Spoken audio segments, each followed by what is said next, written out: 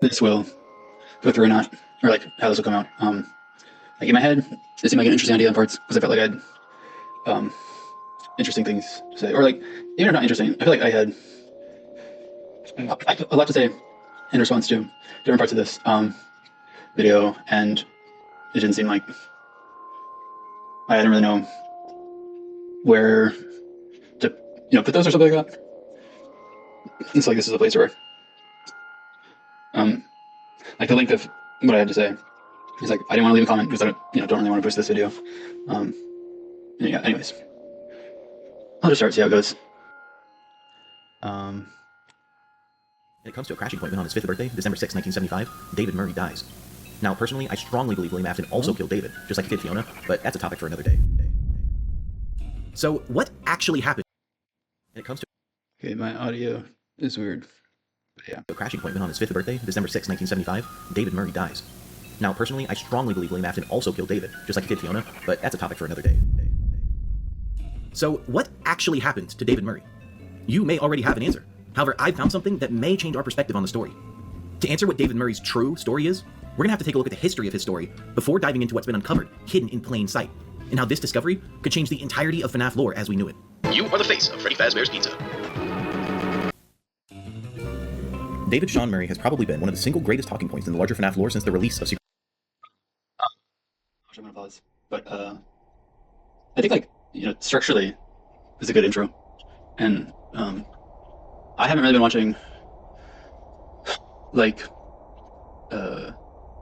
was it Unwithered Truth and T-Threads this year, so I don't know what that is like, but I think this video, especially this opening part, does a good job of positioning itself in relation to this sprouting sort of FNAF media ecology that I've seen narrated in different ways, such as like a post-Gibby's Horror Homestead type thing, where there are, Discord spaces, and I guess happening on Twitter there's some discussion, but I think FNAF Twitter's sort of a separate thing from this. But yeah, anyways, where like people like, and I know for a while like I've seen pop up like Neurowraven or Withered Circle or whoever would do streams of like a really long stream digging through all these different assets in these different games of like, oh, we're gonna spend like 6 hours and like solve Help Wanted, and it'd be a collaboration between a bunch of different people, some of whom will come up in this video. Like I've seen this video before, of course, and like some of the stream segments of going through all these assets are also coming up in this video. I think like as a communal gesture, this form of knowledge production, I am a fan of, and I support. Maybe there can be some questions of like what types of people are being included or aren't being included in these discussions, but I'm not really privy to that, so I don't want to speak too much on that. But yeah, this of saying blah blah blah blah. Oh, and the other thing with this intro, I thought it was funny that he said like David Sean Murray, like a full name like that. Really. His story was given to us first in Tales from the Pizza Place, a bright young boy who lived alone with his genius inventor father, Edwin Murray. His mother had passed away giving birth to him, causing Edwin to struggle with raising his child, while keeping up with Fazbear's strict expectations on deadlines. He eventually builds the Mimic to keep him entertained, and then tragically, David Murray is killed while running after his ball into traffic.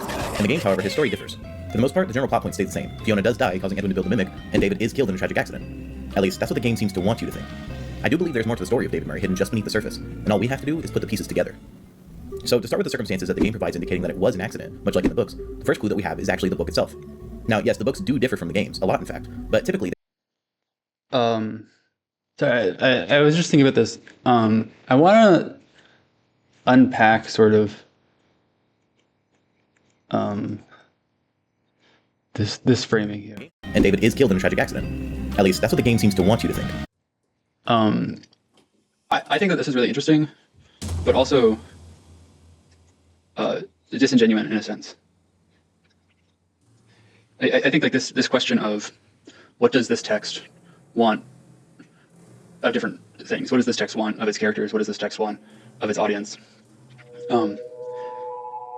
Is interesting. Like the way it's framed here is sort of an epistemological framing in mind of like detective novels where like there's a setup and there's a fake out where information is supplied to the reader to make you think one thing, but actually this other thing is happening. However, I don't know that applies in the same way for a game like this.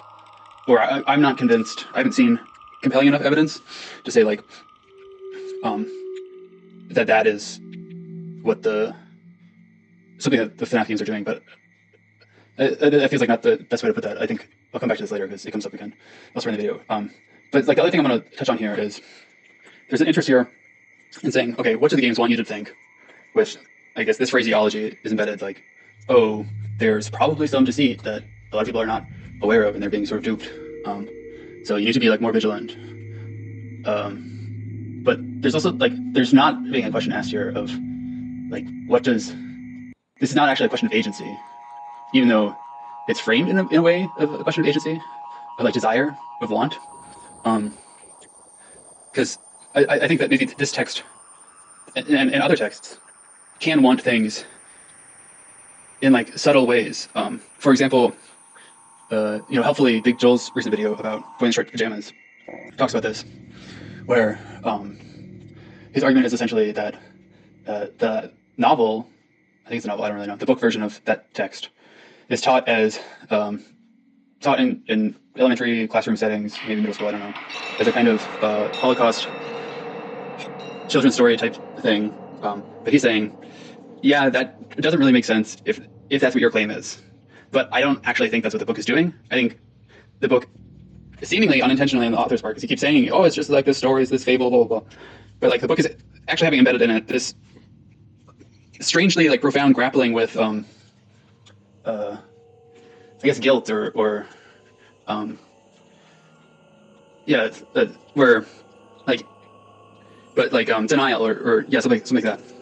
Like the book cannot admit to itself what it is, which is, or like, and its characters are incapable of doing this, and its narrator is incapable of doing this, which is like, it is about, the Holocaust, and like it's telling the story of like this German boy whose father is like a Nazi officer who lives next to Auschwitz, and that this boy doesn't know anything, and Big Joel's reading is like, actually, like we see him receive knowledge in the text that indicates otherwise, and then like in those same scenes he goes, oh, I don't know what's going on, I don't know what's going on, and so like that profound refusal to admit something is a way in which there is desire playing out in the text.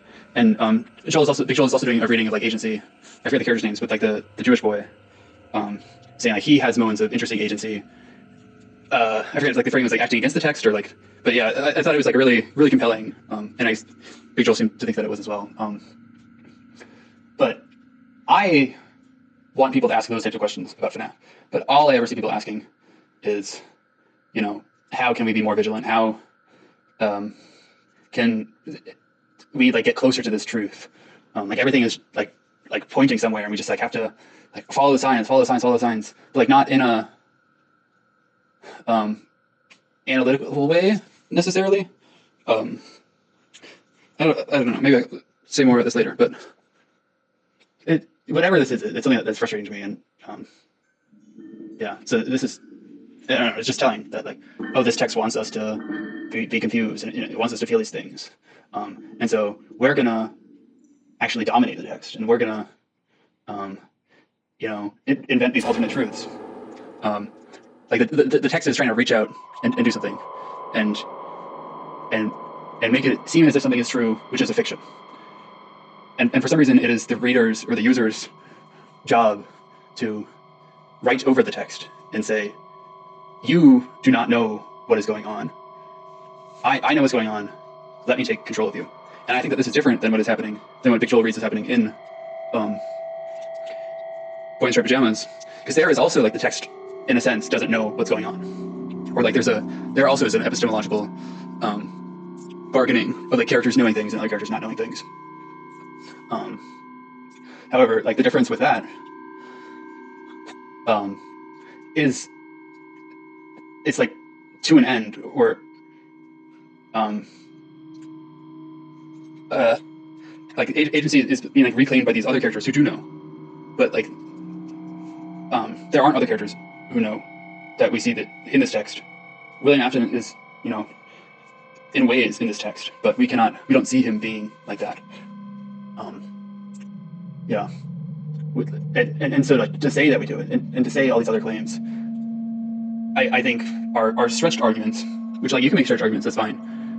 But I think that there, can be a recognition of the type of violence that you're doing to the text, and then you're saying like, oh, this is like my obligation as a reader, is to do this. Like I'm doing this the right way, and it's actually how you're supposed to engage with the text. I'm like arriving closer to a truth. Yeah, I think like collaboration with texts, what they can tell us about ourselves and in our world. It's like we do come to text with knowledge and information, and that shapes our experience in important ways as well. Which is like another thing where this video at the beginning is insisting like, okay, maybe you have ideas how David died. The book version, establishes that he died chasing a ball, get hit by a car, Jackie's box. Narrativizes this in a different way, but still the same beat. Oh, there's a car, it's gonna hit you. You have to forget all of that because I'm gonna construct a tabula rasa. I am, just looking at this text, I can assemble the truth, and this text being like any kind of FNAF game. But like, okay, that's an interesting supposition. However, like, people are coming to these games with this foreknowledge, and so are the people making these games. And it's not about like, oh, the game designers, that's stealable, and Scott Cawthon are writing Secret of the Mimic with the intention of like, okay, people know this, this, and that, so we're gonna like build on that pre-knowledge to signify things in this way so that they can, realize these truths. Maybe that happens, I don't really care. No, my point is trying to be,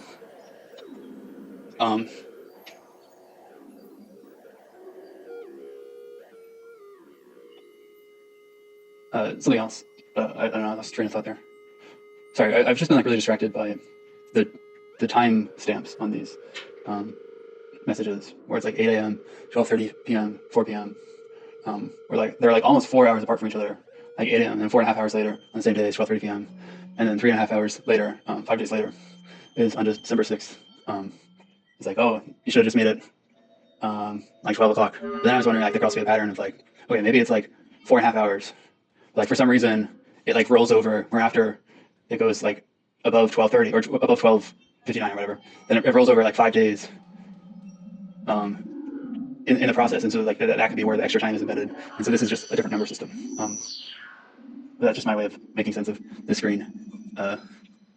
Trying to oh yeah, so what I was saying is like, FNAF people are always saying, oh, we need to make a tabula rasa, oh, we need to make a tabula rasa, oh, we need to make a tabula rasa.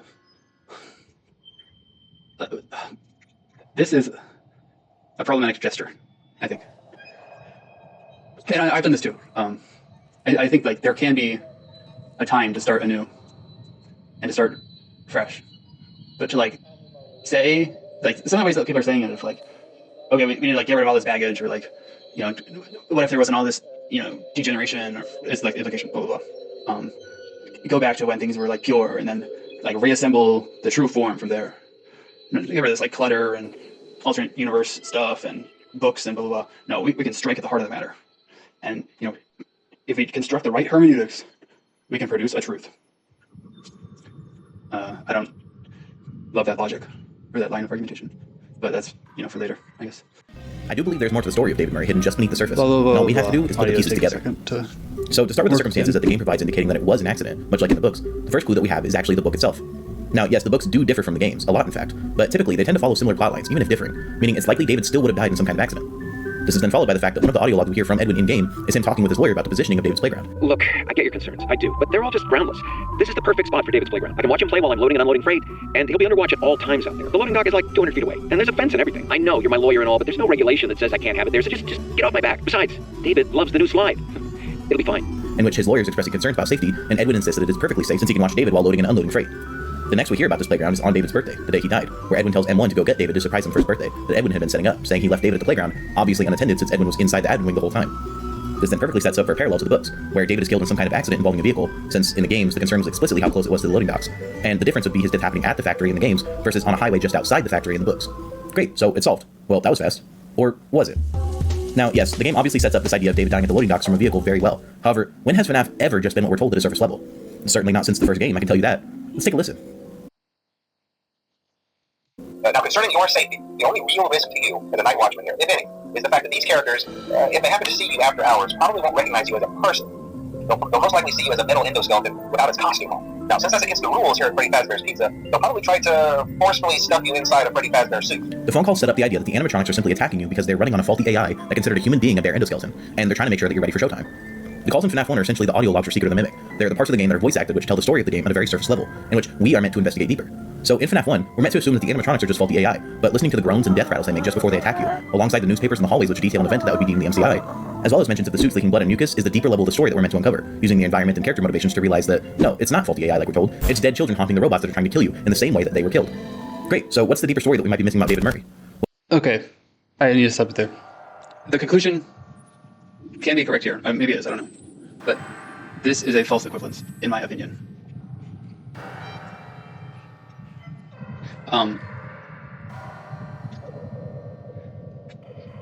What I mean by that is the audio from FNAF 1, where one guy is saying, "Oh, you know, maybe they think you're endoskeleton. They stuff you in the suits."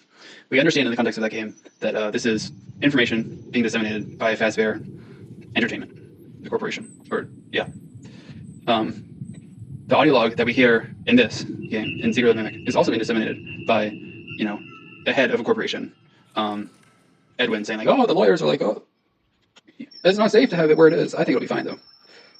However, the context of these audios is different in important ways, such that I think that it's not as good of an example as it's being positioned as. By that I mean, in FNAF 1,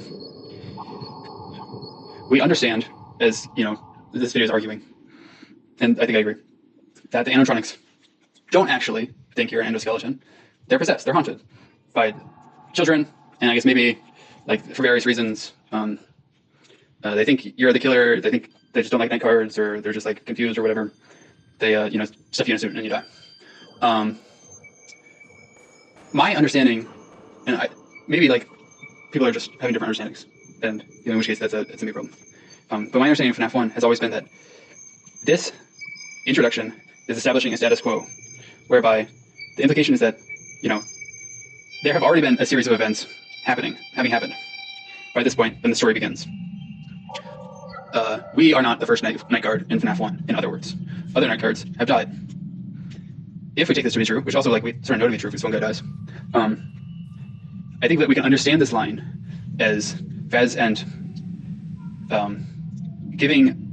offering a kind of causality for why workers have died on the job, which is to say that this is a post hoc justification versus what is happening in Secret of the Mimic is precepting a tragedy. It's a setup. Like, oh, surely my child won't be run over by a car when he's out playing on his playground or dying or whatever.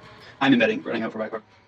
Oh, lo and behold, you know, David dies some way, and Edwin Murray was, you know, tragically mistaken.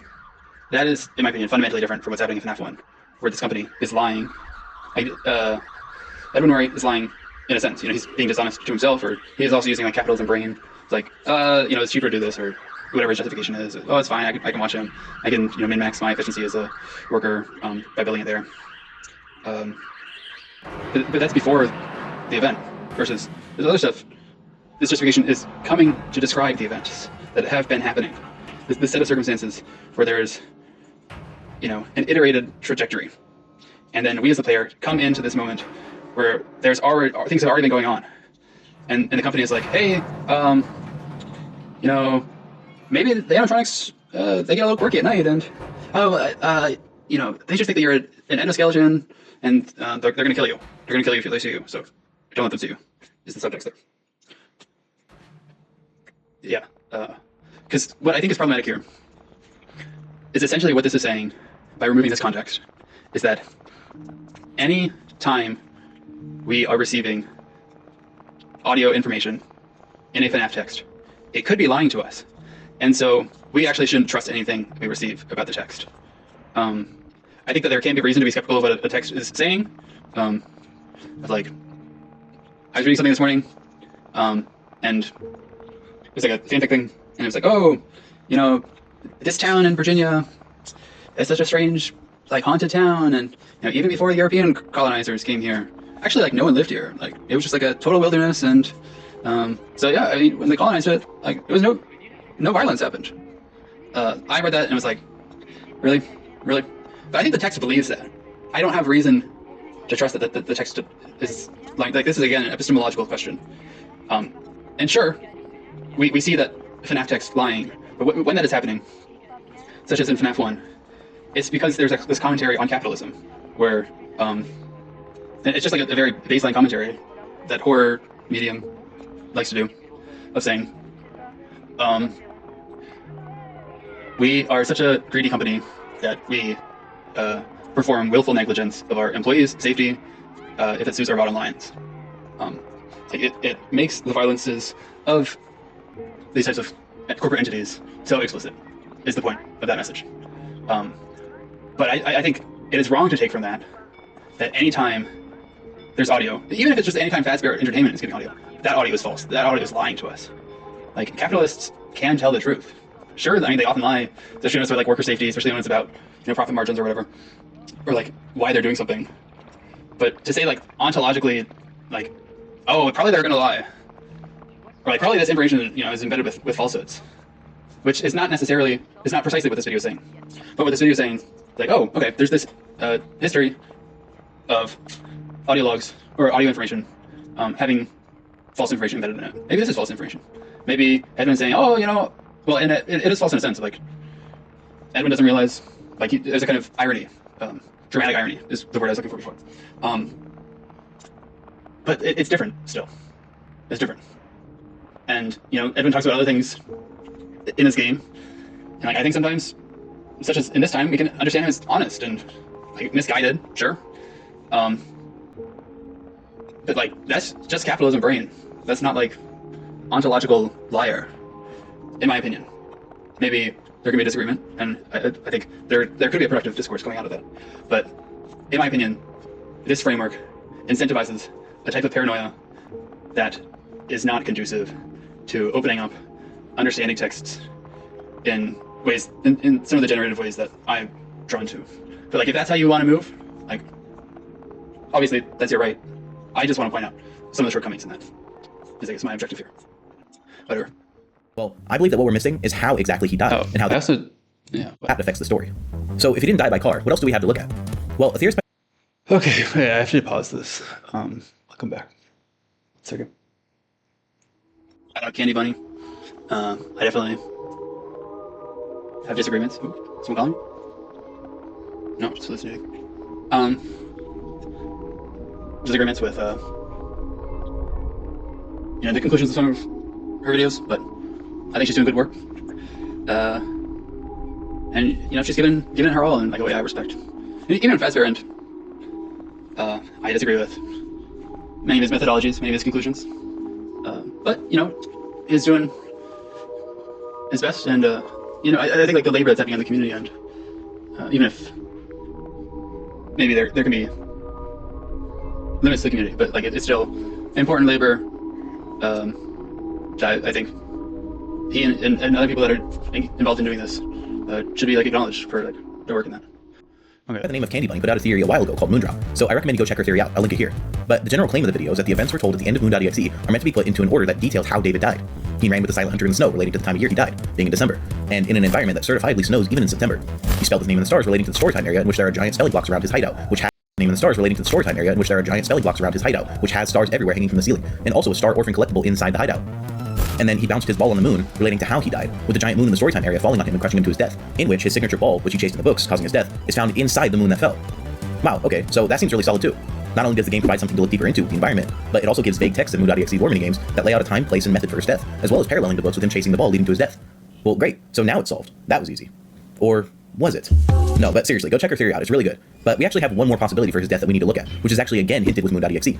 In Moon.exe, we seem to be playing as M2 for whatever reason. There are many things that relate to David throughout the game, and yet are referenced as being his or about him, indicating we are not David, even though our actions would seem to mostly fit, meaning we're probably M2.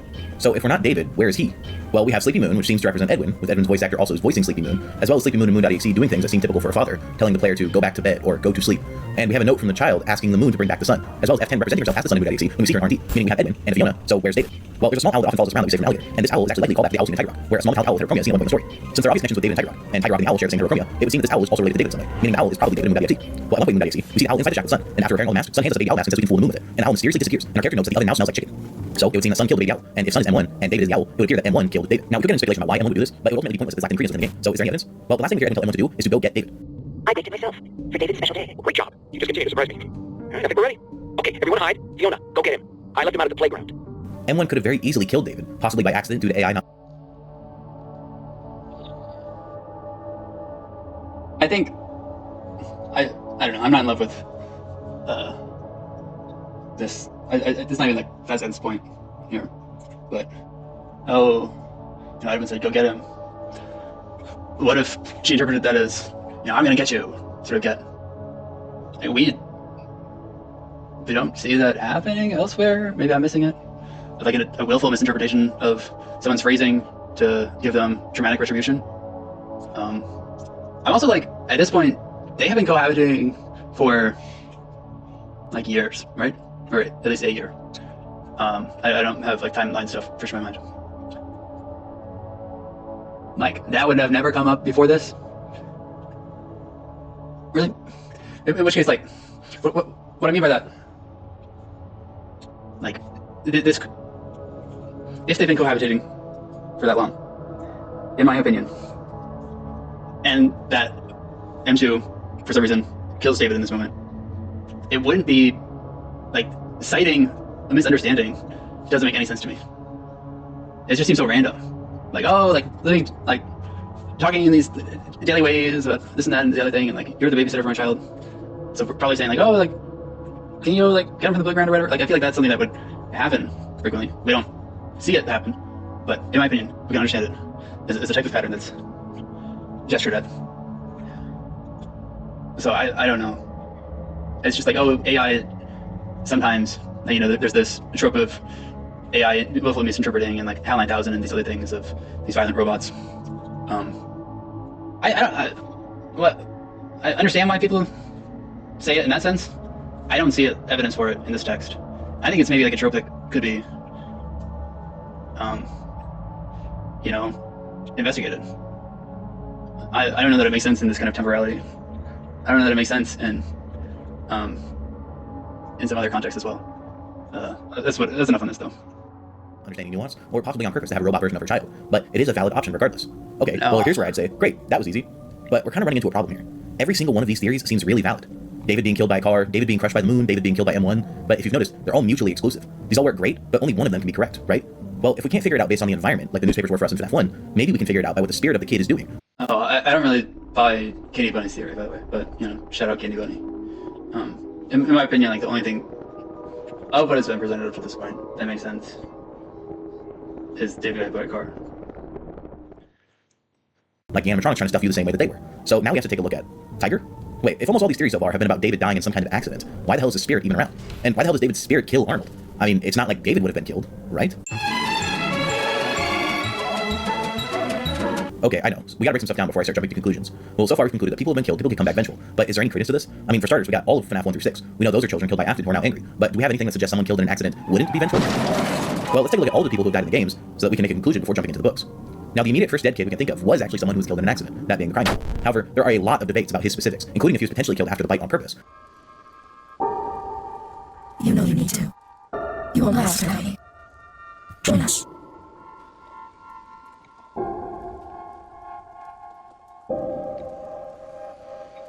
What does this say? Stay till the end of the video? Oh yeah, there's some like weird stuff at the end. It doesn't matter for this. I didn't see that before. I couldn't figure out what it was saying before. It's just like a reading moment. Bum, bum, bum, bum, bum, this is funny. It's a good bit. Bum, bum, bum, bum, bum, bum, bum, bum, bum, bum, bum, bum, bum, bum, bum, bum. Bum bum bum bum bum bum. Whatever.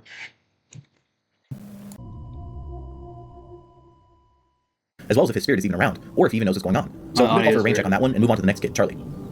Now, I say next because I'm not trying to get into Charlie 87 semantics with this one, so I'll stick with the popular belief for this purpose. And despite her saying Ultimate Custom Night that she doesn't hate you, she does indeed kill the FNAF 2 guards if let out of the box. I don't hate you, but you need to stay out of my way. So I'm giving my stamp of approval on that one. The MCI? Yep. Ralph even calls him vengeful in the week before. The DCI? Debatable. there's my preferred take that the DCI don't even exist. However, if they are real, then it's uncertain still if they possess anything or if they simply move on. However, if they do possess anything, they're probably in the toys. So that could... It's kind of based. At this point, I don't really understand why DCI would exist. I don't know what it's doing. my stamp of approval too. William himself in Springtrap is definitely vengeful, although I'm not sure we can say what happened to him was necessarily an accident, so I'll say intentional killing and vengeful, so that also gets my stamp of approval. Now, when we get into sister location, things get a bit messy. The fun times are probably killing many children, as we can see with T-Dread's schedule theory, but I'm uncertain on how to classify them. They're for sure intentional killings, but they're also done through a robot with no will of their own. I suppose if I was killed by one, And just a quick note, like, I think it's interesting how theories get credited to people. Like, it's sort of like a newer phenomenon in this space. I guess it's important, or it can be important to sort of give people a shout out for their work. I didn't watch T-Dread's video. I think, like, I started watching it. I don't know, I can't watch T-Dread's at this point for whatever reason. But this seemed to be public enough knowledge beforehand. I don't know. I mean, I guess, you know, shout out to T-Dread. Elizabeth certainly seems to agree. So how about their vengefulness? Well, they show signs of something supernatural going on, but they also mostly seem to be piloted by AI. So it's hard to say what the kids' spirits themselves are going through. I think I'll give this one a stamp of approval, since Molten Freddy is said to have the most amount of remnant, and definitely kills Mike if given the chance. So approved. FNAF 6 is just a collection of all the already dead kids, so not much going on there. Well, how about the employees? Ralph is killed by the vengeful spirits of the children, and yet doesn't seem to be vengeful himself. But that kind of gets dubious for me. It kind of feels like the same issue for the fun times. Like, there wasn't an actual person who killed Ralph, just possessed robots. But regardless, Ralph is not vengeful, so denied. There's also the technicians who were killed by Ennard. However, again, their presence isn't known after death, so I'm gonna give them a denied as well. Employees who are spring locked? While we don't have any official evidence of people dying from the spring locks, it's certainly implied, and I consider those more along the lines of an accident personally. Haha, yes, Fazbear Entertainment denying fault for spring locked employees. But the suits obviously weren't designed specifically to kill people, unlike the fun times, or else I doubt William would ever wear one. So I'm considering those hypothetical deaths accidents. Great, okay, we finally have a certifiable accidental death like David. So are the employees vengeful? Well, again, it gets kind of muddy. Whatever. It's possible the shadows are the spirits of spring-locked employees. However, this starts to fall apart when we consider that Nightmare in FNAF 4 is called Shadow Freddy, and I doubt some random employee was tormenting Mike or the crying child or whoever's in the bunker or their house or wherever, so I'm gonna say this is our first case of accidental death with no vengefulness. Okay, well, let's keep going, and let's look into the pizza place. Here's where things get real messy. Almost every single dead person in the modern era of FNAF seems to have died by the hands of Vanessa or Gregory or the animatronics, which falls into our intentional killings as determined with the sister location animatronics. It's possible that some employees around the pizza place died in genuine accidents, however, with one of the mimics seemingly being in control of all of the systems, that seems doubtful. And besides, we don't see any vengeful spirits in the modern times regardless. That means we're diving straight into Secret of the Mimic. Okay, well, the first known death would be Edwin Sr., who probably just dies of old age, so I'm not even sure if that counts as an accidental death, because it seems to be from natural causes, so I'm eliminating him from the runnings. Sorry, Edwin Sr. Okay, the next death should then be Fiona, right? Most likely. However, again, this is a topic of discussion still at the moment. Some people think that she was killed by Afton. Some people think it was a genuine accident. Some people think she's F10N4. Some people think she just moved on. So I'm again going to call a rain check on this one. I don't think we have enough confirmed information about her death to determine any which way. Although, regardless, I wouldn't say F10N4 is particularly vengeful in the same way, even if she was possessed. So she's also getting kicked out of the runnings. Sorry, Fiona. Okay, next would be David, but since he's the whole topic of the video, we'll come back to that later, which means Edwin is up next. Now, I'm not sure if Edwin is even dead or not, or if this hypothetical death was an accident from his own test, or the mimic setting off a bomb. So again, I'll have to take Edwin out of the runnings too. We just don't have enough info, which leads us to the employees again. We can assume at least 3 employees of MCM died. Gary, Bob, who was supposed to mark the path in the Tiger segment, but seemingly never came back, and the guy who's probably trapped with whatever sleeping moon is. However, none of them seem to have their spirits hold much of any presence going forward, and if they did, they don't seem to be vengeful, so that's denied on all 3, which leads us to the Fazbear technicians. So we first gotta figure out how many dead employees there are. There's at least 7 dead technicians we can find in-game, and all of them sport the Team 12 label. Now, it's debatable whether or not Team 12 was just one team that was sent in who happened to already have the designation of Team 12, or if Team 12 was the 12 consecutive teams sent in to retrieve the mimic. If it's consecutive, and if each team consists of about the same amount of people, that skyrockets our death count all the way to 84 for Fazbear technicians, and every single one of them seems to have been killed by the mimic, so intentional killings with no known presence after death, so that's a solid denied on all 84. Okay, so out of all the deaths we've covered so far, there's been no indication of an accident leading to a spirit being vengeful, but we do have other places to look, that being the books. I won't be covering every death because that would be absurd, but I'm gonna cover the 2 I can remember off the top of my head. But if I'm missing any that could go for or against my claim, that being it doesn't seem like spirits were vengeful when they died from an accident, please let me know in the comments. I'm really interested to see if there's anything I missed. But the main 2 I can think of off the top of my head are the kid from Jump for Tickets, where he climbs into the machine and ends up being crushed to death, and then seemingly goes on to possess a clown. However, the clown doesn't seem to be vengeful or angry or anything. And then the most prominent example, Jake. Jake is a kid who died of brain cancer, and then goes on to possess a Simon doll, which then goes on to be combined with Stitch Wraith. Jake is probably the easiest example of a kid dying in FNAF that remains relevant but not malicious. And in fact, he goes on to help several people, not just kids but adults too. So as far as I know, there's not a single case of FNAF of a kid dying due to an accident or through some unnatural causes who then goes on to be vengeful and kill people. But there's actually one last example from the books that we have to look at. To figure out what's going on with David Murray in the games, let's take a look at David Murray in the books. This is going to be the single best example of something fishy going on with David that we can find. Let's assume David in the games died in the same ways in the books, being killed during some kind of accident. If the 2 are identical, or at least mostly the same, the way they are after death should look similar too, and yet it's entirely different. David in Tales has no evidence of persisting after his death as it goes in the factory, let alone presenting as a vengeful version of the stuffed tiger doll. So we have no examples of accidental deaths leading to vengeful spirits in the games or books, and we have the cleanest example of their deaths being different in the games, that being the difference between the way the game and book counterparts are as spirits, or lack thereof. So what is really going on? Well, I think based on these parameters, we can rule out a car accident, based on the past history of needing to use the environment to dig deeper than most blatant told, and also based on the fact that his spirit seems angry. So what about the others? Well, I won't rule any of them out just yet. Moondrop is the next theory with the most amount of likelihood to be considered. Okay. This is like a well-written section, I think. I think like the way it moves through and accounts for everyone, and is navigating these discourses with like an awareness of other fringe theories that are out there. Like, see, I say that, but I feel like people saying the Shadow animatronics are like Spring Lock Faz employees. Maybe there's like diehard people saying that. Probably there are. But my perception is like that's just like one of these classic FNAF theories where someone makes up something like, oh, what if we missed it the whole time? And then like it gets like a righteous video, and so people talk about it for like a week. But it's not like a long-standing thing that people have taken. I don't have evidence for that though. Okay, with that being said, but I think this section is well done, and like for the argument it's making, it's a good methodology for how you do that. I don't know that this argument necessarily makes sense. I'm not saying it's wrong. This calculus of like vengeance and like how you're murdered, and like vengeance is translated as being like a ghost after death. I feel like there's some assumptions being made there. I feel like it's also like sometimes there's this pitfall in FNAF fans of taking things too literally, not sort of understanding metaphors or stuff like that. Where like, you know, David has a ghost because he's narratively relevant at the end of the day. Yeah. Grindchild has a ghost he does because he's narratively relevant.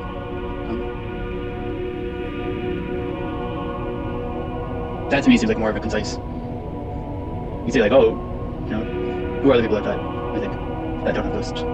Fiona. Well, you know, there's discourse about that. Henry Sr. Or no, not Henry. Edwin Sr. I don't think he's like even that narratively relevant, TBH.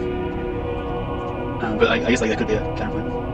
And maybe there are other people I'm not really thinking of. But FNAF doesn't really have like a lot of main characters. And TBH,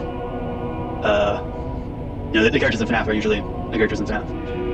It's not often the case that like side characters that are in, you know, one screen of a FNAF 4 minigame transform into a main character. I think that's like AU. That's fanfic mind in my mind. Like, oh, what if this minor character? What if we gave him a backstory and blah blah blah? I think that's fine to do. I don't, in my opinion, really see that as happening in FNAF. Like, we can talk about, you know, Arnold or Help 1 and 2 Protag or Cassie. Maybe that stuff is a counter argument in some way, but I actually like to know how that would be. But so, anyways, so I'm gonna read this argument. I guess does work as it is set up. I'm not in love with the terms and the framing of this, and I think that this is not actually like the best argument to explain ghosts or to explain FNAF. Like it's sort of too literal minded. Like FNAF is, you know, there's metaphors embedded in this. FNAF is not like literally a material universe. Like things just happen because they happen. That's reductive in more than I mean it, but I don't know how to not make it reductive before. I point to like a Patricia Tex on Tumblr post, but her account got deleted. But she had like a post within the last 2 months saying like, you know, people understand Pacific Rim literally and like, oh, like how do they get the material to build those robots, and like that doesn't make sense, and like blah blah blah, versus me who understands that it's like metaphor for this, that, and the other thing. Yeah. Oops. I have to be back again. Okay. Back to it.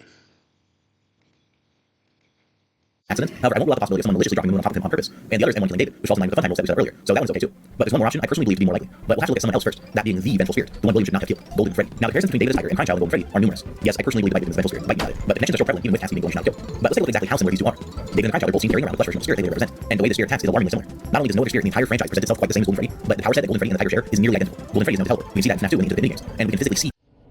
I guess I'll say like this argument about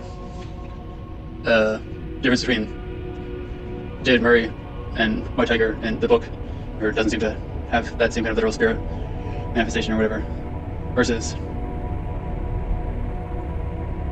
David Murray, or sorry, Grindchild or Cassie or whatever. Sorry, David Murray in the book versus David Murray in the game. All these things are kind of different. Maybe cause of death is different. Okay, I guess that makes sense. I'm not in love with it, but I see where you're coming from. As well with this argument of like, oh, it seems like Golden Freddy and White Tiger are kind of similar. That to me seems like something the text is doing intentionally, and that's where like God David stuff gets involved. And in my opinion, that's all sort of misreading the text. But I've already talked about that elsewhere, and it's not really relevant to this. But yeah, Tiger teleport in real time right in front of our eyes. I mean, Not I only that, think, projected to anyways, attacking FNAF 2, this just like argument FNAF makes sense. Golden Freddy will produce sound with a child laughing, just like Tiger does with David. And it also And I think, yeah, it's an intentional part of the text. such as Ralph getting bit after listening to the vibrating of the phone, and Tiger physically grabbing Arnold. There's clearly a connection between these two spirits, and if there's one thing for certain, is that whoever the one William should not have killed is, who's in Golden Freddy, was someone who was killed by William. No other spirit in the entire franchise acts like this. So if there's two spirits who act identical, I suspect since one of them was killed by William, the other one likely was as well. Keep in mind, Golden Freddy is likely killing Fazbear employees because that's who killed him, and Tiger is also explicitly killing a Fazbear employee as well. Okay, well that's all circumstantial. Is there any evidence in game that can import William killing David? I mean, that would massively throw off how people perceive the story at this point. After all, Charlie has always been assumed to be his first victim. You all know my thoughts on this, but that's besides the point. I did praise how the environments are meant to convey the true story, so let's take a look at the environments to suss this out. So the first place I think we should take a look at is David's hideout in the storytime area. After all, this is where it happens based on Moondrop. So let's see if there's anything else to look at. Well, right off the bat, there's something very interesting here. One of David's drawings has only a specific set of balloons. Do you recognize them? Well, you should. It's the Fazbear Entertainment logo. Why would Steve draw? I don't think it's a good argument. I understand, you know. Oh look, that's a pink and a blue balloon. Oh look, that's a red and a blue balloon. Pink is kind of similar to red. That seems like an apophenia moment to me. Like, this drawing is not incentivized necessarily. It seems like this is the type of thing where, like, if enough stuff happens, okay, you're gonna find some overlaps. You're gonna find some patterns repeating in degenerated noise. I don't know what this is doing. Like, it's saying, oh, I'm holding these balloons because I'm gonna get killed by William Afton. What? What? That doesn't make sense. Huh? Whatever. Sure, they're just balloons. They could just be coincidence. But really, they could have picked any color. But they chose these specific balloons in the exact same fashion as the logo. One slightly above the other to the side, same orientation and everything. Now, I like to think all things in the environment are placed with purpose, but this is definitely not strong evidence. There's something to keep in our mind while we look. So let's keep doing that. So we have possible That's not strong but there's something else evidence. here too. Other rafters in one of the offices, I guess. Okay, yeah, so blue and red create purple. Oh, purple guy. Purple guy killed him. What? I'm gonna wear a purple hat? Because I'm gonna get killed by someone that wears purple? What? That doesn't make sense to me. I mean, that's... I guess I'm like being reductive, but I don't really care on that. I think it's not a good argument. Control of the shows. But anyway, there's an audio tape from Edwin where he says, Edwin, never forget. They're behind it. Don't trust them. Never tell them. They want to destroy you. That was right. okay, so we have Fazbear Entertainment being connected to David with the balloons in the storytime area, alongside Edwin mysteriously saying they're behind it. They most likely be Fazbear. And David still presenting exactly like what happens to his own victims. I don't know about you, but these connections are starting to sound somewhat solid.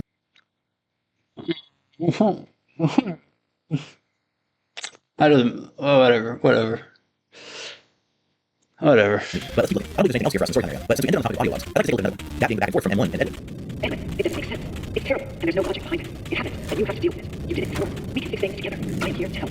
Well, what's so strange about that? It seems pretty normal. Until you really think about how M1 is talking about his death. It doesn't make any sense. Now, I don't know about you, but this to me reads way more someone did something that lacks logic. It doesn't make sense to kill a child for seemingly no reason, but it would make sense if David was killed in an accident. I mean, it would be tragic, but it's not like it would be a mystery. Okay. That makes sense as an argument. Without how it was framed in this video, that makes sense. But I think it's also like, you know, death and grief are like hard to grapple with. And like the death of a child, I guess makes sense because children get cancer, children can get hit by cars and die. But like in a spiritual sense, like that doesn't make, like this child's innocent. Why would this innocent child die? That's sort of the tragedy of FNAF, right? These innocent children, why would they die? This fact of innocent child dying, however David dies, you know, it's still the same. And so I guess like if someone killed him and they find, oh, my baby is stabbed by a million spring trap shaped holes. Oh, I'm so sad. It doesn't make any sense. To me, that honestly like makes more sense. I'd be like, oh, okay, and just start like a police investigation. That's a way to make sense of it. Or is it like, oh, our kid got hit by a car? Oh, sure, like that makes sense. Edwin's negligent. I don't know. I think I'm saying like contradictory things, but my point is trying to be like death is kind of senseless. I think that this statement can just be about death of a child. And so it doesn't have to point to one thing or another. It can, but These things usually have a pretty clear it doesn't inherently implicate it especially makes sense to M1, since she seems to lack a lot of emotion in favor of logistical thinking. Fiona died, I replaced her. David died, replaced him. Simple logic that completely lacks the emotional intelligence to understand that's utterly insane. And in fact, Fiona's lack of emotion here is what seems to snap Edwin out of his illusions. For the last time. No, it wouldn't be him. No, I'm kidding. You're not really you. Stop. Edwin, calm down. Get it from Try again. Make another. And we can all be together. All this time wasted. I should have fun with him. Playing games and teaching him how to make things. Like you. I let a machine raise my kid. You're not real. What's thinking? You don't mean that. It is me. I'm Fiona. Stop talking like her. Get out of her. Don't want to hear or even think about you ever again. Ever. I wager that if David had died in a way that had clear cause of death, she would probably come state, but instead she makes note that what happened doesn't make any sense. Okay, well maybe I'm reading the dialogue robot too much. Is there anything else in game that could suggest Afton killed David? I mean, that's a huge leap in logic to assume he killed that early in the time, right? Well, since we were just talking about Fiona, let's take a look at her. Now, I've laid all this evidence in my third one theory already, so we'll check that out if you want to see more in depth. But I'm going to speedrun the evidence here for the sake of time. We know that Fazbear's been sending fall tests for a while, presumably since 1970 based on the poster fall test inside Pizza's location. And we also know that Fiona died adding fall test from some sort of fire based on these audio logs. And this employee questioning if Edwin faked her death at fall test for insurance. Ed, I hope this message reaches you as soon as you get a break. I have to go help the fall test crew. Just for a few days until the installation is finished. Oh, where did you go? We're supposed to be there. We're supposed to be here. Me and David. Oh, how am I supposed to tell David that his mother is gone? How am I supposed to raise a kid on my own? His life is ruined. My life is ruined. Have you heard Fiona? I heard it again this morning when I was down at R&D. Very clearly, one of the events it was Fiona's voice. I swear to God, it was grave. I heard her and Evan laughing, joking. Why would everyone lie about Fall Fest? Did they take her death for insurance money? I never did trust them. As well as Fiona's statue in the being burned, as well as the scenes.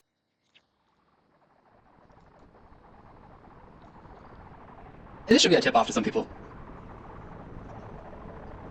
Like, Stewell has put 18, I'm exaggerating, overlapping things saying, oh, Fiona died at Fall Fest. Okay, that makes sense. She died at Fall Fest. You know, we can talk about motives of her death. That doesn't really matter to me right now. If your evidence for some other claim is not the text just about explicitly stating it all these times, like, oh, that could still be true, but there seems to be a precedent here where people maybe have a hard time, you know, picking up on things. So we're gonna like really put some yellow paint on this. That's whatever. I mean, there's subtext and there's, you know, all these audio logs with individual messages that are pointing to things like, you know, Stan's budget check or whatever. That's a pretty cut and dry thing. It wouldn't make sense to have like 8 audio logs saying, oh, I'm Stan, I took all the things to make my own shop and I'm gonna sell parts to Fazbear in 50 years or whatever. Or 40, I don't know. 44, who cares? Yeah, let's see, I was gonna say something else. Oh yeah, and versus, but also like that's a smaller claim to be making than like, William Afton killed David Murray. And some of these other claims I see people making, like Fiona is the vengeful spirit. I see how you got to your claim. I saw all the evidence you put. You see how, like, whatever. I just think, like, maybe think about that. We take a look at the fire in Hellpoint 2, where in one instance it happens while playing Phasma Blast, and in the red edge of the fire you see Springtrap standing behind the freshly charged target, as well as in the carousel level, the fire starting from the corner, which would be just outside the actual target. And if you got my no one knowing this, but I believe the one in some way, shape, or form related to Fazbear, specifically Fredbear's under my interpretation. And in Moon.exe, we can see Sun, who is Fiona. Keep in mind, the Sun is a literal ball of fire. Well, Plasma was the idea. Inside the building, which has a bear sitting outside the left side of the door, in an almost identical fashion to Fredbear on the wall outside Fredbear's family diner. And inside the cabin, there are masks, which are probably a string volume Fredbear, based on how they look. And notably, there's a Fredbear's family diner oven kit inside the actual oven, implying this cabin is Fredbear's. If that's Fredbear's oven and it's inside the cabin's oven, it's probably Fredbear's family diner. This connects Fiona and her death to Fredbear yet again. And last but not least, in the Welcome Show, on the tree where Fiona first shows up as Mrs. Helpful, we can see her standing right next to a purple snake.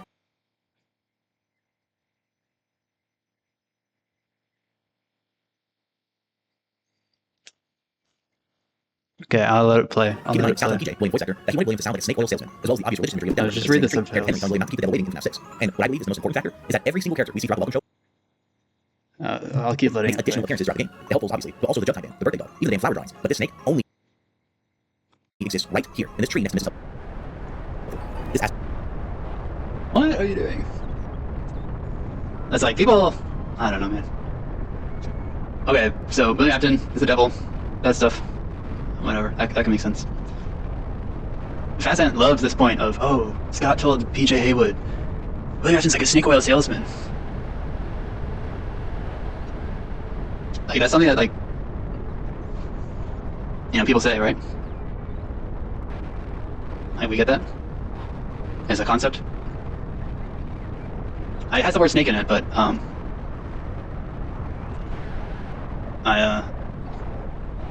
it's, I don't know how to break it to you.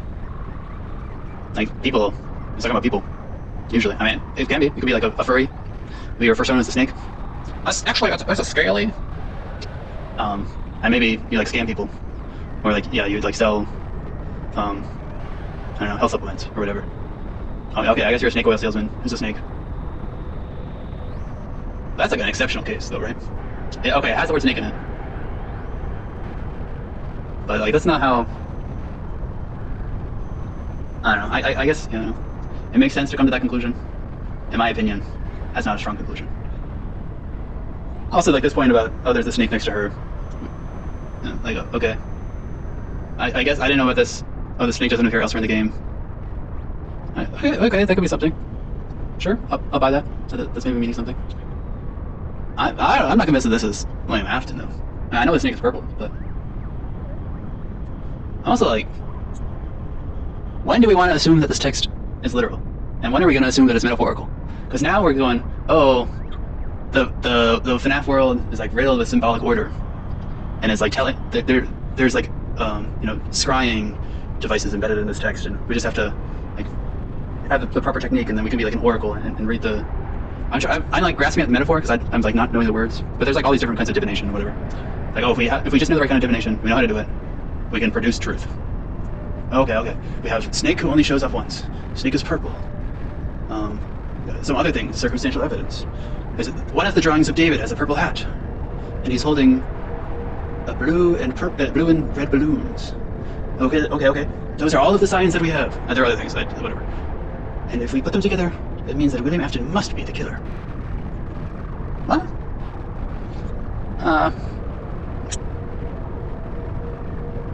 I mean, it's fun. It's fun. But I don't know about that one. Because, like, the reason I say that is, like, if this text is not symbolic order, some parts of it, there could be a wall there because the factory has a wall there. There could be a purple snake there because there's a purple snake there. And what I mean by that is, like, there's just like a purple snake there.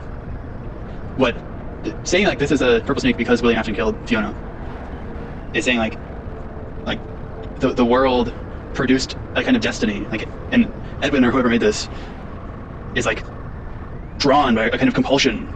Oh, I need to make a purple snake in this tree because my wife, who's embodied by Mrs. Helpful, is going to be killed by my scheming rival, William Afton. But after I finish this, it will leave my mind, and this will be a symbol to people who come to my factory so that they can solve the clues to her murder. That was created for the sole purpose of existing next to the character that represents Fiona. Anyways, that's all the environmental evidence of William killing Fiona falls. But let's dive into the motivation. I believe that William may have felt threatened by Edwin. Edwin took over business after his dad died, and genuinely started turning the company around. He brought the business out of the red and net earnings, and Edwin himself described MCM as the leading powerhouse in costume entertainment. Welcome, potential buyers. Edwin Murray's Costume Man, leading powerhouse in costume entertainment and carnival game technologies.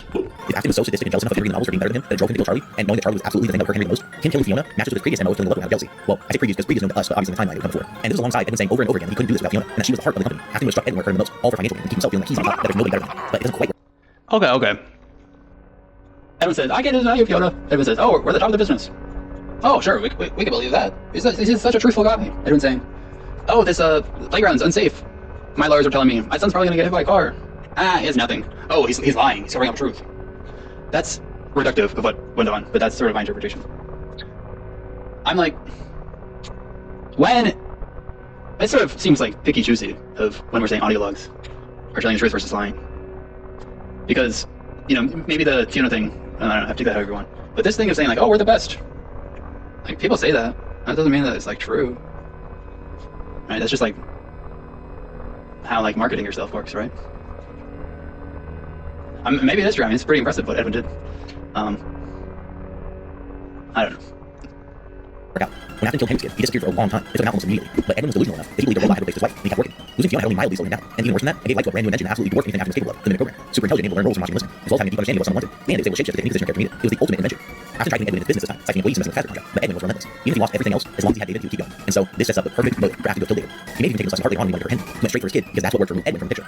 Okay, that's all well and good for motive, but it's still lacking in some actual real evidence in the game. It's mostly speculation based on characters with some minor things that hint at it. So what else can I pull from to solidify these connections? Well, since we were just talking about Henry, let's go with him. Now, I'm sure by now you've all seen parallels between Edwin and Henry. I mean, hell, before Secret of the Mimic, there's some people debating if Henry was just the game's version of Edwin, since their stories are so similar. Now, if you take that mindset, the idea that Henry and Edwin closely mirror each other, maybe we can suss something out about David's death by looking at Charlie's death. Charlie was murdered outside of Frank Fazbear's Pizza while the building was open, either at her own birthday or someone else's based on the wristbands which tried to think it was fun. And she had an animatronic that was meant to watch her that failed, and it traveled outside to find her corpse.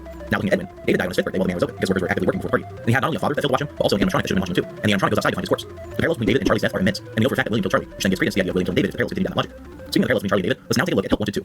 In Help 1 and 2, one of the endings requires us to go through the game, collecting dolls that represent children's spirits. And one of those dolls is the puppet, which we received through typing into Kiko 1983. When we receive this doll, it's handed to us by Glitchtrap, who represents William, regardless of if he believes acting or spirits involved. The intention is clearly to showcase one of William's victims each time you do a puzzle. Now, what's interesting is that any update that sees Secret of the Mimic, there's a new puzzle added. This puzzle gives access to David's tiger. And what's really crazy is that this doll is not only handed to us by Glitchtrap again, it reuses the exact same puzzle we used to get the puppet doll. With all previously parallels between Edwin and Henry and David and Charlie, it's really fitting that both their dolls are treated using the same method. And since so much about them is so similar, I find this act alone compelling the idea of Afton killing David as well. But there's more evidence we can find using these dolls. When you read the puzzles gathering these dolls, you're getting a particular slice of cake by Glitchtrap instead of the dolls again. Well, except for Chica, I'm pretty sure the puzzle was just broken the update. If anyone finds footage of Chica puzzle being a cake slice before this Secret of the Mimic update, please let me know in the comments. Anyways, this cake slice is likely reference to L1, where we're taking a slice of cake reels were about to be defended by Glitchtrap. But before that happens, we're given a slice of cake. In this case, it's the official Fazbear Entertainment birthday cake. So to recap this, all of William's victims are represented by these memory dolls. We're doing the puzzles and give you a slice of cake, which is a callback to the Fazbear Entertainment cake given to you before you start Glitchtrap in Level 1. Cool. So why is this cake important? What's that got to do with David? Well, for that, we need to look at Secret of the Mimic inside David's party room in the academy. We take a look at the cake inside this room, we see the items on the table. Nothing particular seems to stand out, but the fact that nothing stands out will become important in a second. What does stand out is the cake that M1 makes for David. It's relatively flat and square. That's a typical cake for birthday party. Now, the reason I said the fact that nothing stands out on the table is important is because when we entered the room in 1979, 3 years since the change after David's death, we see the same items on the table, albeit in a slightly changed orientation, but in general the same cake, the same half the place, and the same old moldy Fazbear's pizza. But there's one more thing that does stand out a lot. Take a look at the cake given to David really helpful. Now, I'm going to remind this. That's the exact same kind of cake sitting at the table of David's party. Now, pay attention to the cake slice. Every other bit of food in the party is old and moldy.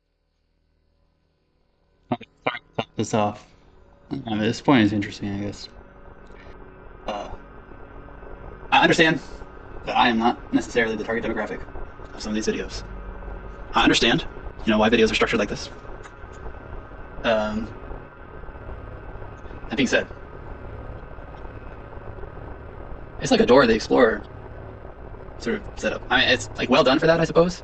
It starts with like, who's that piece of evidence? And then it shows the silhouette of the cake, and then it builds up to this, blah, blah, blah, blah. And then it goes, can you spot the cake on this table? Oh my gosh, that's so strange. The cake is not really that touched, and it looks different from this other cake. What could that mean? I understand the utility of these gestures. I just find them annoying. I'm like, you know what you're trying to say. What's... I don't know. This is a me problem, probably. However, this type of cake is clearly pristine. It's intentionally made to draw your attention to it. The other thing saying about the cake is that fall fest It's an interesting point. Fall fest ticket. Is also likely something in some way. And as we made mention of case like victims without playing games, that was often why David was also one of David's victims. Since the case like David's party played before David. Also keep in mind this type of cake is explicitly from official Fazbear Entertainment cake, which is the second time David was connected. With the first being having balloons inside out. Okay, so we got the idea of David being killed by David, but why make this case? After it wasn't needed for David's death, so why even David at all is true? You could have died in the same way as books in the story, right? Well, I could talk about what this means for Charlie 7 and Charlie not being the first victim of Matthew, so we can contextualize him soon. However, this video is about David. So what's this mean for David? Well, I think I something about the mimic. Remember back when I was connecting parallels between Henry and Charlie David? I said this could help you idea after killing David, but what I didn't expound on is how the parallels would continue on even from that point. In the case of Charlie, the animatronic that the watcher falls outside and finds his body. She then goes on to possess that animatronic. In the case of David, the mimic was meant to watch him, and it goes outside and finds his body. And logically, indicate that David should then also go on to possess the mimic. That's all I'm going to parallels, but is there any actual evidence of this within the game? Well, it's time to take a good look back at your friend the environmental storytelling. So my first favorite piece of this is the audio tape and beating him too. Let's take a listen. Stop. Not him. You're not. Stop sounding like him. Now, despite Sullivan that much, in fact, it kind of implies the exact opposite, right? He says you're not him. Well, while that's true, I don't really think about Edwin and how valid his word is. I mean, he's not really the most trustworthy person when it comes to his opinion on things. He's constantly wrong about stuff. These days, players say he's one of his friends, etc. I wouldn't really take Edwin at face value for this. But we should take him at face value when he says, oh, it's the best company. Oh, I can't do it without my wife. Okay. How he knows the game. But again, I couldn't look at the environment of the game, so let's take a look around this audio log now. We're in this room, mail log, back and some other stuff. Not going on. But directly below us, probably 30 feet away, right after listening to the audio log of Edwin beating M2, we come across the door that opens into the white tiger segment. This is directly connecting M2 getting beat to the tiger, and it gets better. Listen to what Edwin says one more time. Stop. Not him. You're not. Stop sounding like him. And now, listen to one of the possible voice lines to get on fighting the tiger, literally 30 feet away. Now, since tiger is almost certainly David's ghost. That's a good argument, I think. But second evidence points you've probably already heard by now, such as tiger's intentions, golden framing, ghost, and whatnot. I've come across by using actual video evidence of tiger being David's ghost. When we look back at the audio files listed in the tiger voice lines, they're actually listed under David, alongside his mortal voice lines here when he's alive. Here's the video of how to get through files when you fight. Oh, there's something else I was going to say. I forgot. Yeah, let's keep going. Alright, so this is the actual game files in real time. They're updated as well. Now some content. Why is audio that they use? Events. Video, actually, yeah, that might be the rest. David. Alright, what's up? Why does it look like that? It's scary.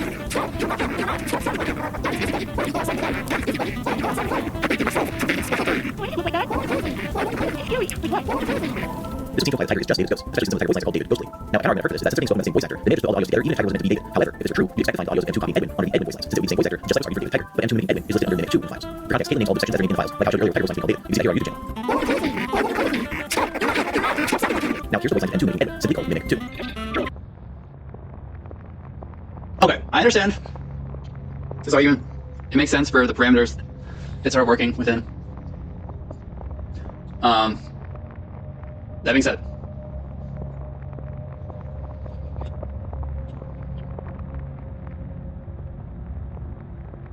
I guess it depends on how we understand ghosts to work. I don't like it doesn't really, this point doesn't matter to me. Like other things said in this video and other videos, so like I don't really care to argue it that much. But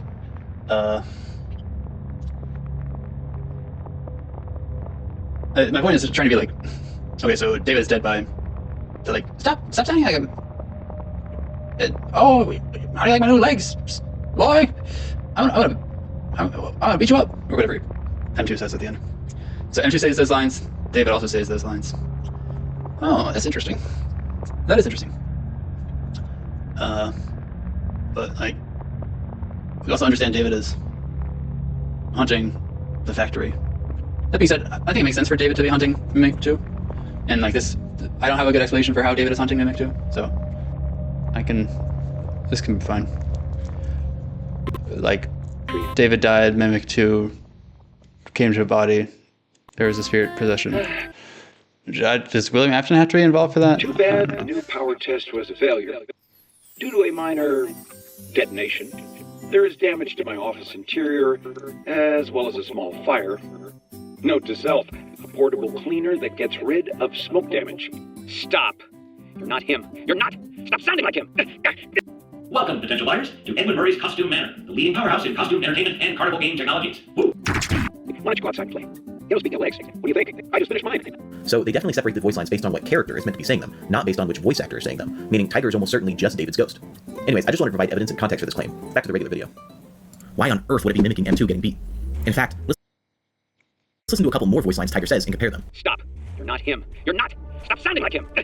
You're not him. You're not. Stop sounding like him. You're not him. You're not. Stop sounding like him. I guess I'd be curious about how, like, Sleepy Moon's voice lines, or Moondrop's voice lines, are labeled in the files. I don't really care, though. You're not him. You're not. Stop sounding like him. You're not him. You're not. Stop sounding like him. Daddy's busy, buddy. Blah, blah, blah, blah, blah. Like, going back to this one second. It's said 4 different times. Dramatic irony of M1 not being Fiona, blinding. Then M2 being possessed by David, meaning he beat up his own kid after he died. That is sad. That's really sad. I think that's one of the things that this game is trying to do. That's like a... I'll sign on to that. Yeah. There's this kind of like message about abuse embedded in this. And objectification. Like, what does that mean? How loving of a father are you, really? If, like, you beat up an effigy of your child. Maybe that's not the best argument, because I think like these things are like fiction versus real are different. I think there's a difference there. But it is sad that, you know, Edwin beats up N2. And it's his son. Daddy's busy, buddy. Why don't you go outside and play? Daddy's busy, buddy. Why don't you go outside and play? Daddy's busy, buddy. Why don't you go outside and play? Blah, blah, blah, blah. I'm sorry, M2. I lost. So I think it's very clear the Tiger is connected to M2, but this doesn't make any sense. Why? How? Well, since we're making connections to Golden Freddy before, let's do that again and see if we can figure anything out. So I think we can make an argument for the Golden Freddy in FNAF 1 to not really exist as we see it. In FNAF 1, it looks brand new and refurbished, but it's definitely discontinued at this point in time. And the last we saw of it, it was all broken down in the 87 location. Why would Fazbear spend money repairing a discontinued Springlock? Well, I'm not convinced that they would, considering how money hungry and cheap they are. Which leads me to believe that the fixed-up Golden Freddy in the FNAF 1 location is a projection. Basically, the spirit within Golden Freddy can't move the suit normally, or has less control over it for whatever reason. And so the only way that the spirit can reach out or do anything is by projecting its spirit outwards. We can even see this as probably being the case with Ticket to Fun, where Golden Freddy is drawn with the FNAF 1 gang on the poster as withered, like he was in FNAF 2. We also see Golden Freddy being withered in the FNAF 1 location in the movie, but he's also moving around in the physical in that movie, so I'm not sure what to make of it. The movies have strange lore. Anyways, since Golden Freddy is projecting out of the animatronic as a different thing than it physically is, relating that to Tiger and M2, I would say that Tiger is David's spirit projecting out of M2 because he can't control it for whatever reason. For David, I would argue it's because the spirit likely can't overpower the AI that they possess. In FNAF 1, the Freddy's gang are forced to go back to their stage at 6 AM every day and are stuck there until midnight, and then they regain the ability to free roam. The spirits can only control the animatronics when there isn't a direct code controlling them already. Think back to the fun times as well. Circus Baby is constantly saying that what she does is bad, and that she can't control it. She doesn't want to hurt kids, but she has no choice. Now, maybe this is just manipulative behavior from Baby. It would be in character for her, but there are also examples like the puppet. Whoa, hold on again. Another message from me while I'm editing. I wanted to touch a tiny bit more on Circus Baby. Not only does Baby also likely run on some form of mimic program, since the fun times have voice mimicking capabilities, and Sister Location Bunker is likely to tunnels under MCM, but this is exactly an example of what I'm arguing for here. Elizabeth possesses Baby, that much is certain, and yet Baby always active. We do, however, see that when M2 is being convinced to be David in the storytime ending, it does calm down and act like him, as well as undergoing an eye color change. This to me is fairly reminiscent of things like the puppet gaining tears after possession, or hell, an even better direct example, a very likely version of the mimic code exists within the fun times due to the voice mimicking feature. And when Elizabeth possesses Baby, her eye colors change. Mildly outdated subtitles. That's a direct example of some form of the mimic changing its eye colors after possession. Well, it's possible the eye color change is just a base feature of the mimic. So what else can we look at? Well, all throughout the game, we're talking to Dispatch, who is M1, but when we get to reveal that M1 has been dispatched the whole time, she's only subtitled. Okay, I don't really care about that. Reliable or a strong point of evidence. So what else can we look at? Well, since we were talking about the storytime ending, let's take a look at what gets us there and go through Moon.exe. At the end of Moon.exe, we put a bunch of David's items in a specific order to receive the glitch permission. However, if we do the order correctly, and then wait before entering the closet, and we reread the book, it says, to sleep the tiger, you must first complete the story. Then when we receive the permission and go on to read a story to M2, which puts him to bed, it says goodnight. So completing the story sleeps the tiger, and by completing the story, we put M2 to sleep. We can also be fairly certain that the tiger is David's spirit, and the game is straight up telling us the tiger is M2 in this scenario. Okay, so Afton might have killed David, and David probably possesses M2. Cool. What does that mean, though? What's the point? I mean, I know a lot of you. I disagree with the syllogism. Let me turn off subtitles to explain. Okay, the book has changed. The end comes from the beginning. To sleep the tiger, you must complete the story.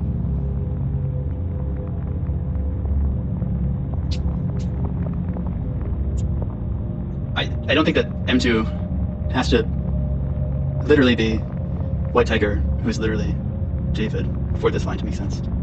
Even though I agree, or I go by and believe a kind of argument that, but it's also like so funny how David is cropped here, or like, is that like Edwin's arm, right? Oh, whatever. Looks funny. This has been throughout the whole video though, so yeah. Okay, and the point is like, David is the tiger. He's like, he's the owl, he's the tiger. There's a kind of metonym. These are like different incarnations of him. Even though I agree with what is on screen, the image of the equation, I also disagree with it. Because, Tiger could not be there. And if it was just like David equals M2, that could still work, still be true for what this Moon EXE statement describes and what the final scene describes. Oh, okay, the Tiger has to go to sleep. Well, David's the Tiger. It's like, oh, go get him, Tiger.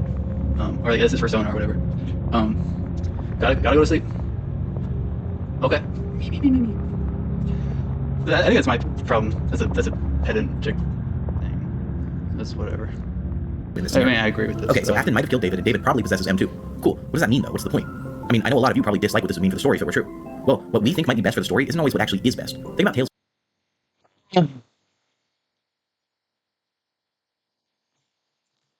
Games. So much of the community thought that having Tales not be canon to the games would be bad for the story. But after we got Secret of the Mimic, completing the story sleeps the Tiger. And by completing the story, we put M2 to sleep. We can also be fairly certain that the Tiger is David's spirit, and the game is straight up telling us the Tiger is M2 in this scenario. Okay, so Afton might have killed David, and David probably possesses M2. Cool. What does that mean, though? What's the point? I mean, I know a lot of you probably dislike what this would mean for the story if it were true.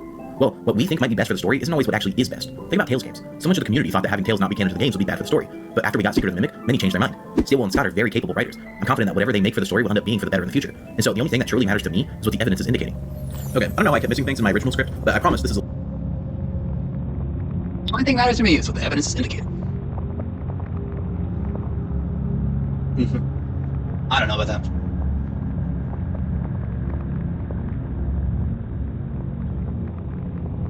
But say succinctly what I mean. I think like having a user of a text place their subjectivity onto the text and like work with the text to like make meaning.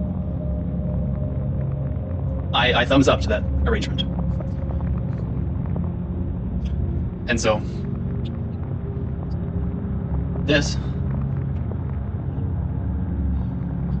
which is not that, this is like, okay, I have scraped together all of the facts, and just by analyzing the facts, just by doing these syllogisms, Mimic equals Tiger equals David. Can I do that? Can I construct a big enough web?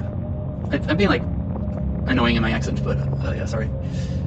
Then I can produce the truth, and that's all I care about, guys. Like, I'm not even trying to be like annoying or like, I'm not trying to fight you. I'm just trying to like find out what's true. I'm just trying. I freaking disagree. You have some stake in the matter. You do. You have agency. You can choose what to believe. I'm not saying like cope about Tales games or whatever, but I think this way of like, oh, I'm just following the clues. I'm just like, oh, I looked really hard, and then I just saw everything I saw, and so I think it's David.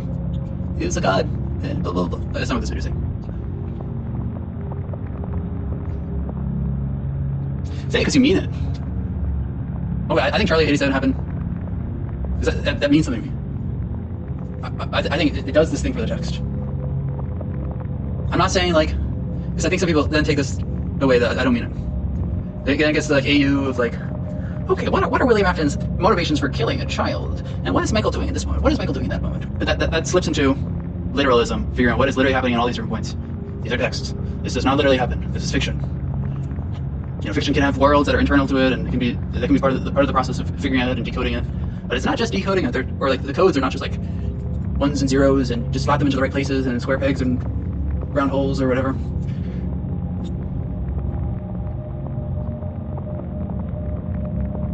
Yeah.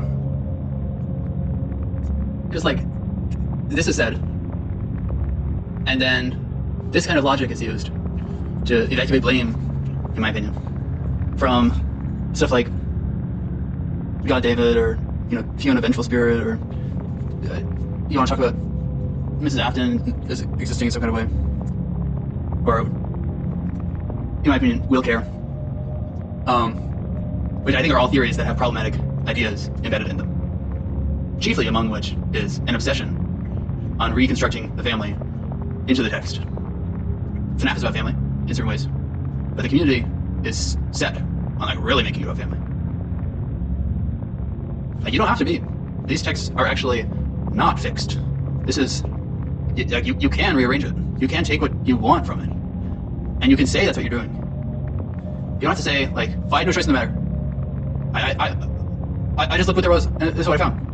Oh, like, stand by your point. I will still disagree with what you're saying. I still disagree with Charlie 87. I think maybe some of what that first video was doing was interesting.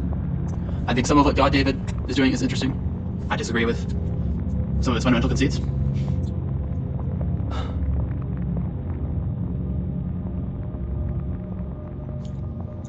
whatever. Last one. Well, I can't not conclude whatever. William killing Like, David, that is but I didn't really what- expound on it any more than that. like, However, I period. believe if this is true, it could explain a couple of things. So consider this. We know that M1 told Edwin to keep her hidden from the rest of the staff, and we also know that Edwin intended M1 originally to wear different costumes around the manor. Now, one of the major things that's been missing from Secret of the Mimic is the usage of the glitch trap costume, or an explanation of where it came from and why it's important. It may be possible that William lured David in the glitch trap costume, David believing it to be M1 because That's he was an interesting her wearing idea. costumes like this, and William could have killed him then. This would keep the importance of It's Edwin being not at fault by saying that they were safe. evidenced It may by not necessarily anything, been about a car that was being set up, interesting. but it being open for David to be lured away and killed. If you believe glitch trap is M2, this may explain why M2 chooses this persona. It's a manifestation of David's specific trauma with this character. Now, another strange issue that's been bugging me since Secret of the Mimic's release is the fact that M2 shoves bodies into suits after they're dead. This had previously been assumed to be an Afton-specific trait, and yet with M2 doing it before the MCI, it seemed that That's a bad argument. That's a bad argument. Who was assuming that this is an Afton-specific trait? What does that mean? Only William Afton could come up with hiding the bodies of the people you murdered? But that's already an idea that these texts are doing. I mean, I understand. It's like, okay, we see William Afton doing that. Okay, we see someone else do that. Maybe it's somehow tied to William Afton. I understand. I strongly disagree. It's too much Afton in people's minds. Everyone, not everyone, a certain type of person. It's just Afton. Oh, I want to make it about Afton. Oh, I want to make it about Afton. Afton had mimicked the Mimic. However, if Afton had killed David, it's possible that he shoved David into the tiger suit after he killed him, explaining Maybe he David's did. connections with Tiger, Maybe he did. outside of it just being his favorite plush. And then when M1 found David's body, it was ingrained into the Mimic's code that dead bodies are to be shoved into suits. So when the code of M1 was copied over into M2, and after M2 learned violence, it shoved bodies into suits, since it saw that's what had happened to David when it was M1. Now, I know I also just talked about the tiger suit being a real thing. We can see here with these candy bars that Tiger was an officially licensed character of MCM, and with all the other licensed characters having costumes, it would make sense that Tiger actually did have a physical costume, not just a ghostly projection or whatever else. There was probably an actual tiger mascot. Now, one last thing that I want to bring up that I hadn't mentioned in the video is that I know many prefer the Mimic story to be simply about AI, and not about any spirits or possession. However, the beauty of having two Mimics is that you can play with both plotlines simultaneously. Edwin may have become disillusioned with the possibility of a Mimic being possessed because M1 really was just code, which led him to immediately assume that it was impossible for M2, because he'd already experienced the deception with M1. This would further the tragedy of Edwin beating M2. David was murdered by someone he thought was his mother figure, a robot pretending to be her after her death. And then Oh, but I don't think the rest of the video is relevant. That's most of really what I have to say. I think the last thing I'll say is just again, I want to reiterate. I disagree with many things here. I disagree with many of the foundations. That being said, I appreciate it. I just want to recognize the work that has been put into this, and the nuance and attempt at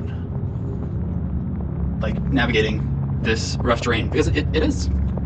I give people a hard time sometimes for expressing how hard it is to be a FNAF fan, but I think it's kind of true to a certain extent. Be a theorist making videos. I'm not saying from this personal experience, to be clear, but there are people that really care about these things, and I think it's important to take that in mind. It's I'm not really trying to hurt people. I think that's an important gesture for theorists to make. Sometimes theorists can get a little bit careless in how much they're willing to do violence to the series. Not to call people out, but I guess also to do that. ID's Fantasy, her recent video on oh, what if FNAF 4 daytime minigames weren't at Fredbear's but at Freddy Fazbear establishment. And the way that she argued that in her video, in my opinion, was a very violent gesture. Of saying, pretty dismissively, that everyone who thinks this other thing is oh, you're so dumb. She didn't literally she had some kind of nuance in her video, but it was still pretty violent, especially when this is established belief. A lot of people are really invested in that. So many people have done fan works and other things into this thing, and just say oh yeah, you're all wrong. I mean, that's fine, you can say that, but you can also recognize, yeah, that was kind of violent. I still stand by it. Okay, if that's what you want to do, go for it. But to be well, everyone hated me for having a hot take about FNAF. Really? Really? That is not a hot take. That is not a hot take. If that's a hot take, I don't even know what. A hot take is saying something new about the series. That is, in my opinion, not saying something new about the series. Hot take is Edwin, well, and this is no longer a hot take, but a hot take when the game came out. Oh, Edwin, he's kind of a bad person. He's kind of a misogynist. He's kind of a capitalist. Capitalists kind of suck. A hot take at one point was, oh, Henry, he's kind of a bad person. He's a capitalist. He's a collaborator with William Afton. And he's kind of a bad person. Hot take is, in my opinion, saying something about the quality or the politics or some kind of qualitative or analytical feature of the story. Of just saying oh, everyone thinks that this character is from Alabama. Actually, they're from Arkansas. I don't mean to like trivialize, because I still want to like say like, no, whatever. Yeah, I mean something by that, but I think it's also being read a different way. What other things I was gonna say? Oh yeah, so that video by ID stands is kind of violent. No response. Anyways, so I think this video does a good job of being respectful to people who come to the video. You know, having spent a lot of time working on and thinking about these things, and that is something that, in my opinion, people should be more recognized as a thing. Like this fact of fandom, that people spend these 6-hour streams investing, like that is part of the text at this point. That is part of the community. That should be brought out in not theories necessarily, but some kind of analysis of FNAF. I've tried to do that in some essays before. I would encourage others. I think it's a lucrative field, but this is operating with an awareness that is in existence. This video is operating with awareness that this, social structure is organized how it is, and I appreciate that. I think that's a kind and valuable gesture. The arguments are pretty coherent here. Well, I mean, I disagree with a number of them, but concise more than I'm going to be concise. The editing's pretty good. The structure, like I was ragging on it for being like a kid show, but it is, but also like by those standards, I think it's like pretty good. A thumbnail, I guess, is good. I don't know what other stuff to say.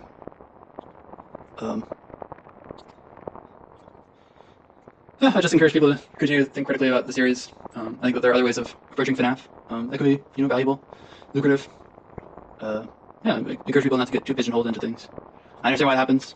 I try to understand sort of the utility, the social utility, the other kinds of technologies that are embedded and emergent from that, the other kinds of politics and ideologies that are embedded and emergent in those practices, emergent from.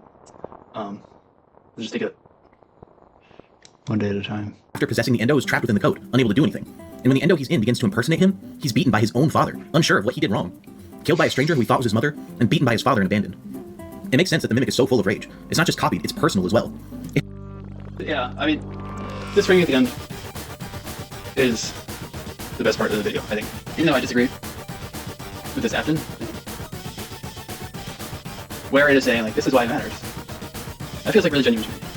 And like really meaningful. And like kind of beautiful, honestly. Like it's pointing out all of this stuff. All of this tragedy and violence and the death of a child and family dysfunction and abuse and But yeah, it's a beautiful presentation of it. And I think it can go even further. Even with this like William Afton thing. I think like take it farther. Take it farther. Say like what that means to you. Like take it beyond the text. Take it like these are some other places that you can take it. It is beautiful, I think. And there's so much beauty that can still grow out of it. As it stands, with the current frameworks, current dominant frameworks, it's probably sort of a dead end. But I hope that there's more to come. More blossoms. More splendor. Yeah. He had so much spite for Edwin when it attacked him. It forms entirely new sentences, something M2 hadn't done before this point, just to mock him as he bled out. Alright, anyways, I just wanted to provide some possible ways that the story could play out if the theory is true, and hopefully try and make the narrative more appealing if you weren't a fan of it originally. Back to the rest of the video. I think we're meant to figure out what's going on first, and then the story will come later, and it'll probably be better than what we. Okay, everything I just said, I stand by it. This last sentiment, we're supposed to figure out. Mock him as he bled out. Alright, anyways, I just wanted to provide some possible ways that the story could play out if the theory is true, and hopefully try and make the narrative more appealing if you weren't a fan of it originally. Back to the rest of the video. I think we're meant to figure out what's going on first, and then the story will come later. What is that? What is what?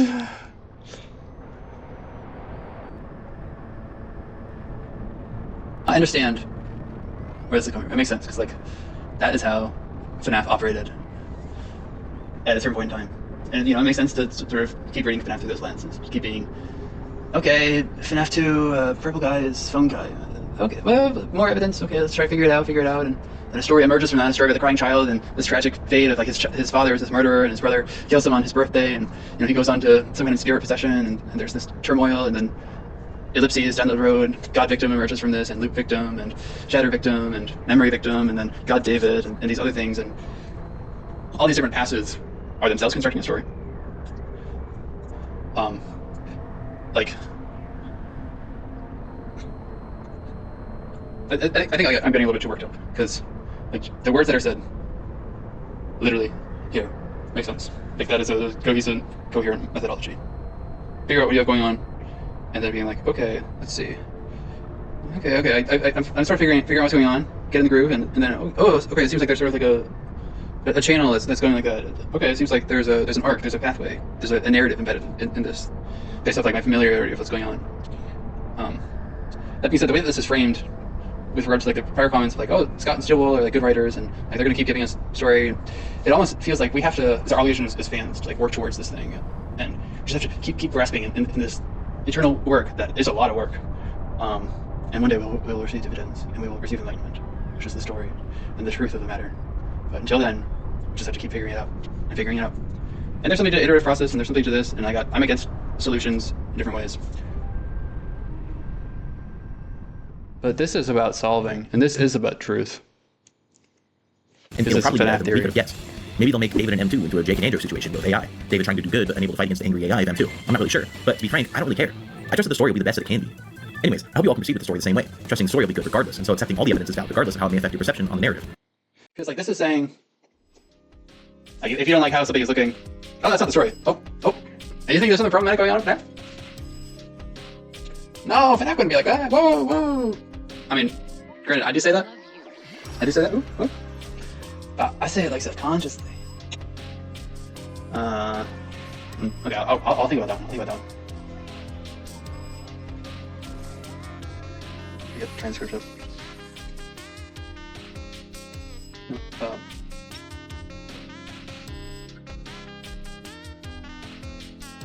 The story the same way. Trusting the story will be good regardless.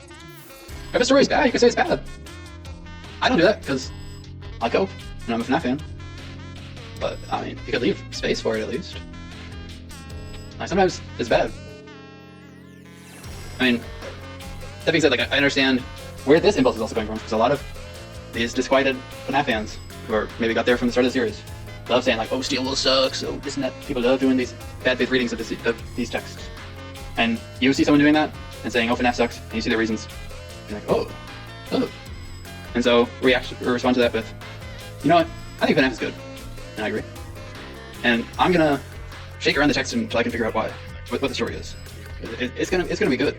I just gotta figure it out. I mean, there is, in my opinion, something to be said of like, if the story is too arcane for people, you know, maybe that's, you know, kind of a problem for certain people.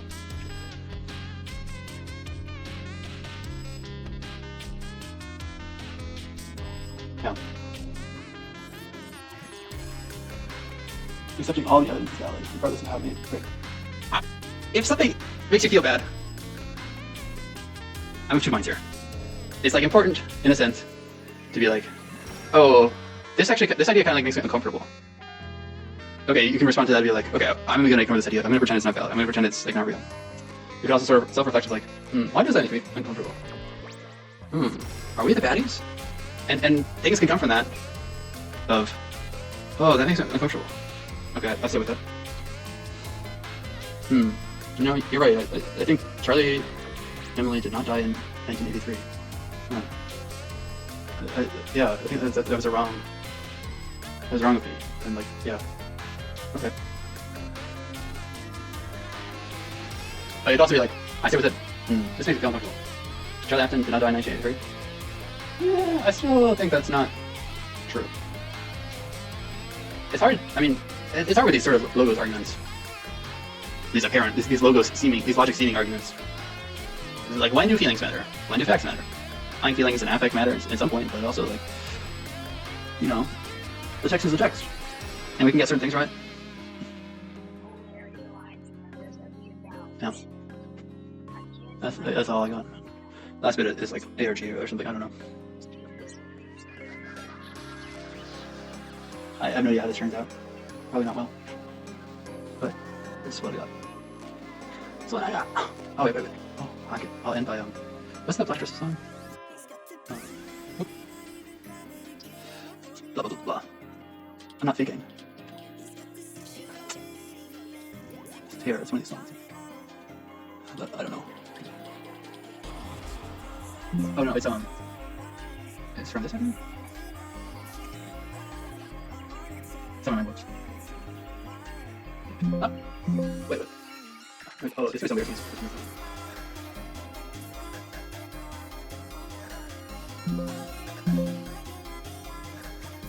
Wait. This is a lyric, I swear.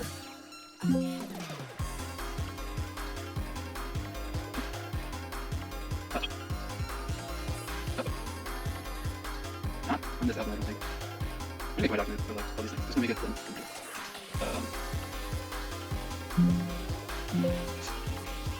I don't think it's on this. It's on this side. Oh no.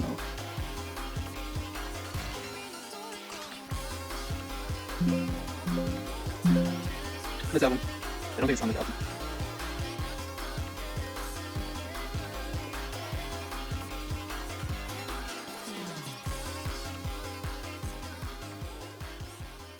Oh. Look, I knew.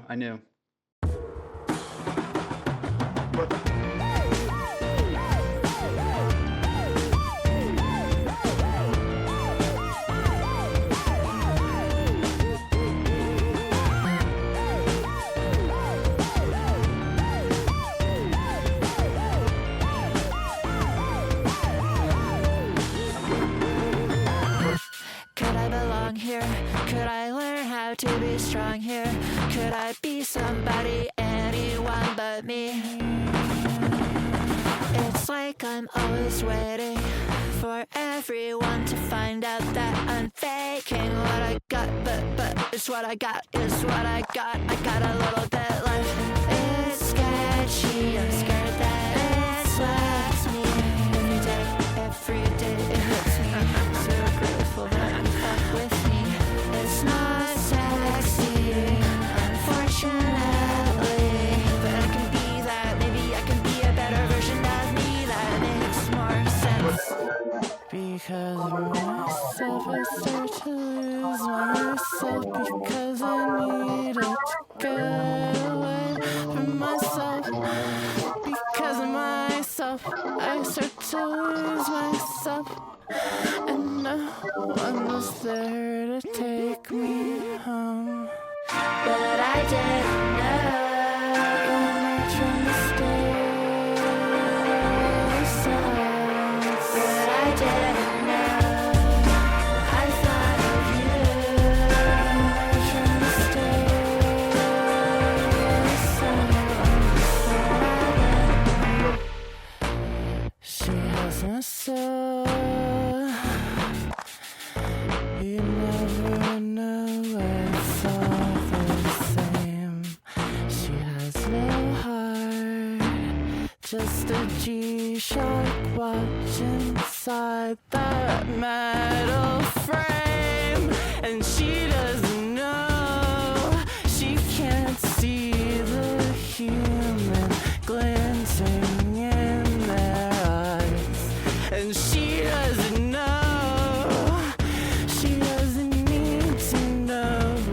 Real, she's barely alive. And what I have inside doesn't ever feel right. Reconfigure pieces till I cannot recognize it. Looking up at the sky, way too familiar and too bright. Maybe I won't live to a certain if I can mean something to you.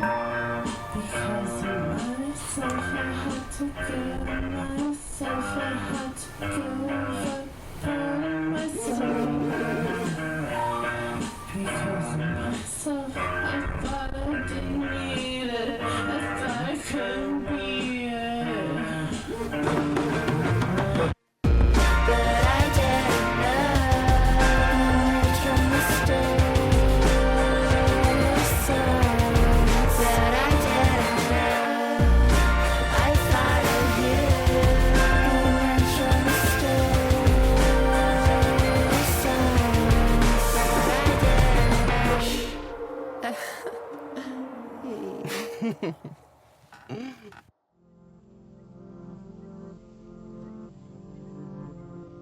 not know Rook's art as well as I know Debbie's. That's what I got today. That's what I got for you. That's the session. That's the set I prepared. I hope you're doing well. I hope you have a nice rest of your days. I hope you have a nice lunch at some point in the near future. I say that to people because I think that's like a, people, tasty lunch. That being said, I rarely get a tasty lunch, so maybe I should think about how else to wish people.